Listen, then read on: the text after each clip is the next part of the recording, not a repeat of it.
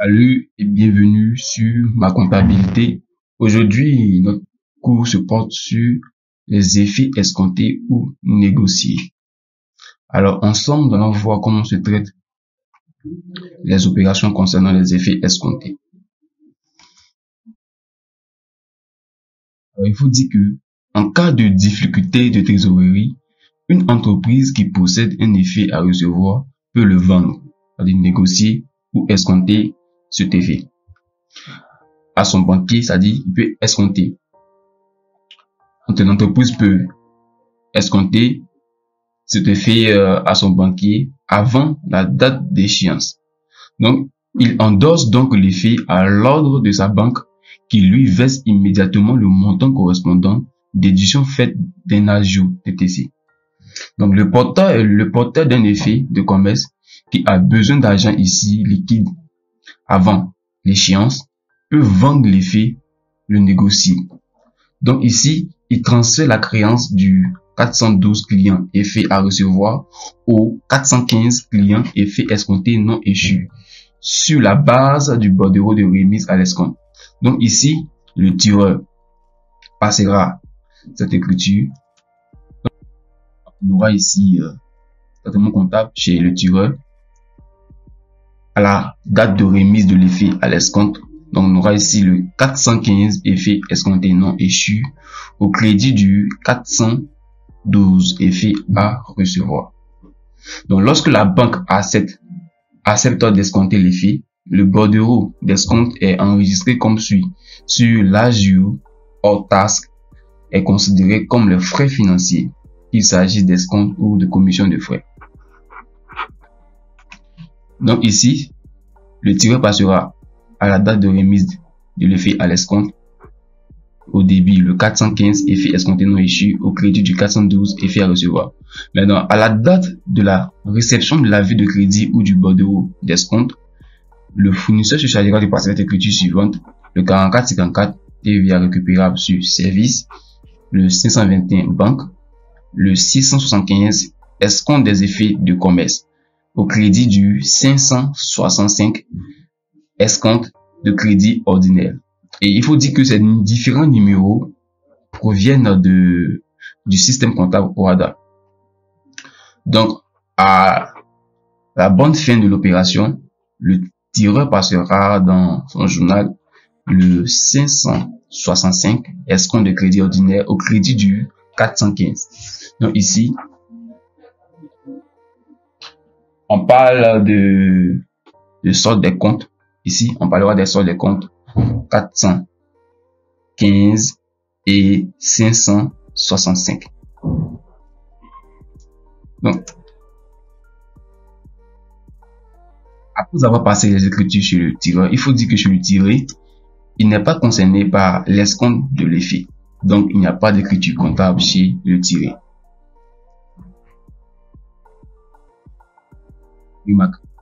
Alors, ensemble ici, nous allons voir les différents calculs qui se font lors d'un effet escompté.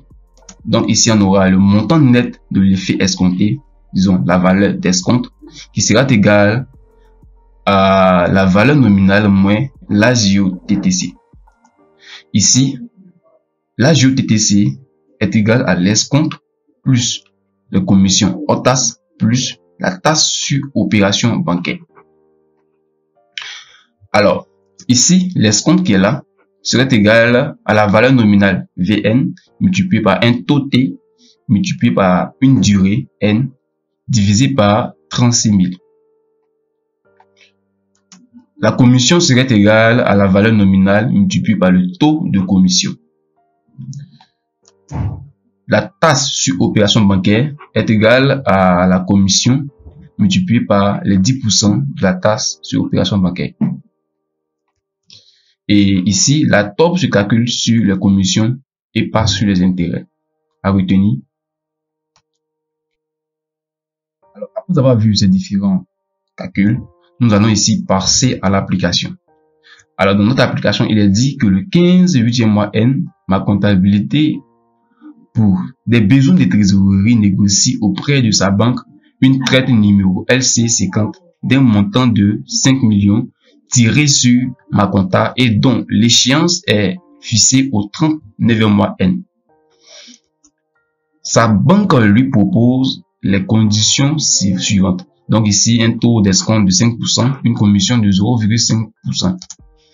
Le 18e mois N, sa banque lui adresse l'avis de crédit numéro A41 sous déduction des agios de 10%. Et le 39e mois N, sa banque lui informe que l'effet numéro LC50 est effectivement encaissé. Donc ici, il s'agira d'une bonne fin. Et travail demandé, on a ici enregistré toutes les opérations chez ma comptabilité et chez ma comptable. Alors, ensemble, passons au calcul annexe. Alors ici, comme information, nous avons une traite numéro LC50 de nominal 5 millions et un taux d'escompte de 5% avec un intervalle de temps, la ligne durée du 15 8e mois N au 30 9e mois N. Donc ici, il s'agira de déterminer la durée N. Donc en août ici, nous avons commencé.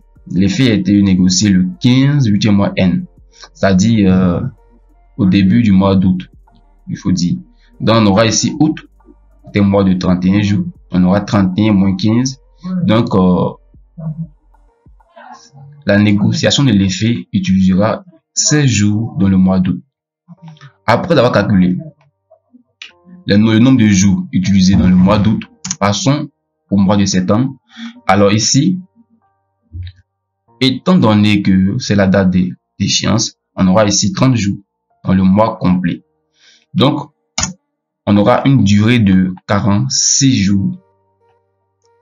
Après avoir déterminé la durée N, calculons le montant ici de l'escompte.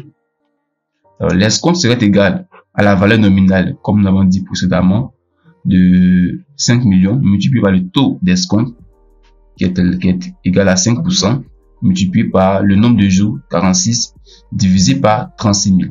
Donc on aura l'escompte qui serait égal à 31 944. Alors après avoir calculé le montant de l'escompte, calculons le montant de la commission. Or, on a dit dans la formule que la commission est égale à la valeur nominale multipliée par le taux de commission. Donc ici, on aura ici 5 millions de francs CFA qui est la traite numéro LC50, c'est-à-dire la valeur nominale multipliée par le taux de la commission de 0,5%. Donc on trouve ici le montant de la commission de 25 000. Alors également, calculons la taxe sur opération bancaire, c'est-à-dire la TOB.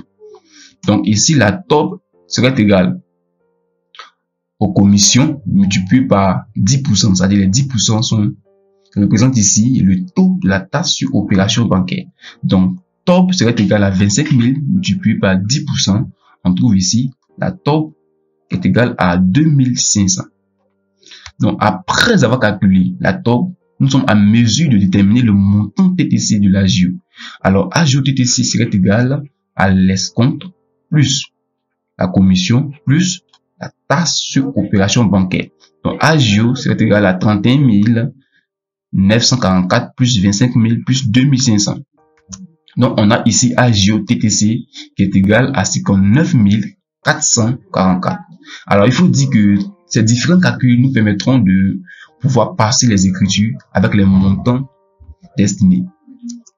Donc ici, calculons le montant du 521, c'est-à-dire le montant qui a été remis par la banque au fournisseur, disons à ma comptabilité, celui qui a négocié l'effet. Donc ici, banque 521 serait égal au montant de la valeur nominale moins la retenue de la banque, c'est-à-dire l'agio TTC. Donc on aura 5 millions moins 59 444. On trouvera ici le montant remis de 4 940 556.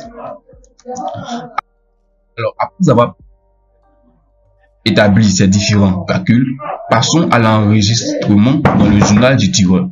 Alors le tireur passera dans son journal le 15 8e mois N. Donc au débit on aura un 415 client, effet escompté non échu de 5 millions. Alors les 5 millions ici représentent la valeur nominale de l'effet. Alors on aura au débit un 415 au crédit du 412 clients, effet à recevoir suivant bordereau de remise numéro LC50. Alors il faut dire c'est ce jour-là que ma comptabilité a décidé de négocier l'effet vu les difficultés de trésorerie. Donc le 15, voici l'écriture que passe le tireur. Donc le 18 du mois N, lors de l'avis de crédit, ma comptabilité passera dans son journal, c'est-à-dire le tireur, le 4454 TVA sur service top de 2500, nous avons calculé précédemment, et le 521 banque, c'est-à-dire le montant remis par la banque à ma comptabilité de 4 940 556. Et au débit également, nous avons le 675 escompte des effets de commerce de 56 944. Alors, ces différents montants seront crédités par le 565 escompte de crédit ordinaire de 5 millions. Alors, il faut dire que le total des montants débit doivent être égal au total des montants crédits. Donc, lorsque nous additionnons ces différents montants, nous trouvons 5 millions. Et le 39e mois N, la banque informe ma comptabilité que l'opération a été vraiment encaissée. Donc, on aura ici, compte tenu de l'information, au débit, le 565 escompte de crédit ordinaire de 5 millions. Et ici, on aura le 415, ce montant qui avait été débité, crédité ici de 5 millions. Donc ici, comme justificatif, on aura suivant bonne fin, c'est-à-dire le solde des comptes 565 et 415.